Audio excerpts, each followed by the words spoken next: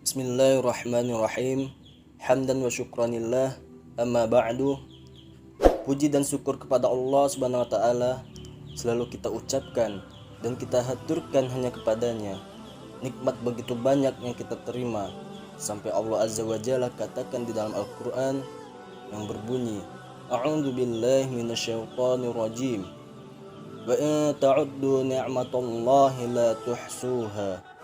Sekiranya kalian menyebut dan menghitung nikmat-nikmat Allah Subhanahu wa taala, kalian tidak mampu untuk menghitungnya. Quran surah An-Nahl ayat 18. Maka sepantasnya seorang beriman untuk bisa mensyukuri nikmat-nikmat tersebut. Bentuk syukur kita kepada Allah Subhanahu wa taala adalah diantaranya seorang mukmin, seorang muslim dituntut untuk berlaku jujur. Allah Subhanahu wa taala sebutkan di dalam Al-Qur'annya yang berbunyi, A'udzu billahi minasyaitonir rajim. Ya ayyuhalladzina amanu taqullaha wa kunu ma'as shadiqin.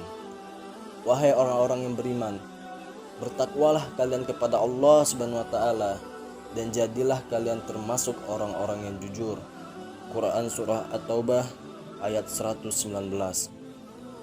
Secara khusus Rasulullah SAW telah menyebutkan di dalam sebuah hadis yang berbunyi, Alaikum bisidqi fa inna sidqa yahdi ilal bir wa innal bir yahdi ilal jannah wa la yazalur rijal yasduku wa yataharras sidqa hatta yaktaba indallah siddiqan wa iyyakum wal kadhib fa innal kadhiba yahdi ilal fujur wa innal fujura yahdi ilan nar wa la yazalur rijalu yakdhibu wa yataharral kadhiba hatta yuktaba indallahi kadzaban.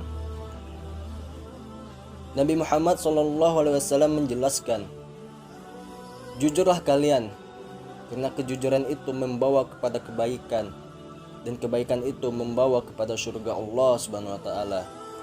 Dan senantiasa seorang berusaha untuk berlaku jujur dan berusaha berbuat jujur sehingga Allah Subhanahu wa taala akan mencatatnya termasuk orang-orang yang. Kemudian hindarilah kebohongan dan jauhkanlah kebohongan, kedustaan.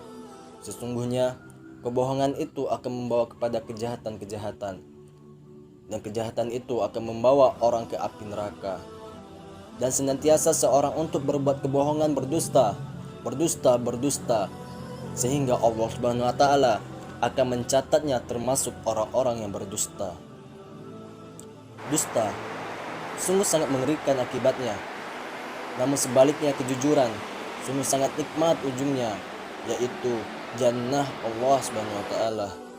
Telah banyak manfaat yang bisa diambil dan bisa diraup ketika seorang berlaku jujur, di antaranya sebagaimana telah dikisahkan di dalam sebuah hadis Rasulullah SAW, yaitu 3 orang sahabat yang tidak sempat ikut berperang di perang Tabuk, yaitu Ka'ab bin Malik, Hilal dan Murarah.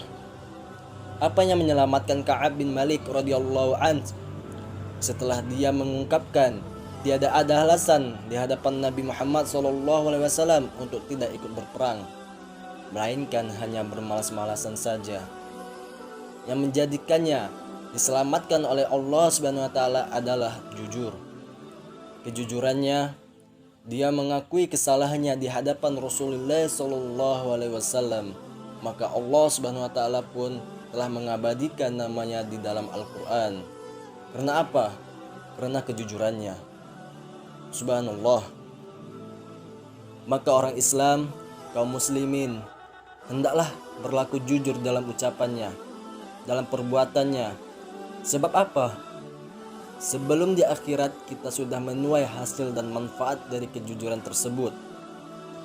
Dan ingat, Nabi Muhammad SAW telah menyebutkan, yatba'ullahul mu'minu ala kulli syai'.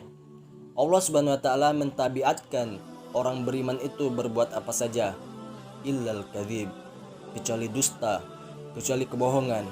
Allah Subhanahu wa taala tidak mentabiatkan orang beriman itu berbohong. Hadis riwayat Bukhari.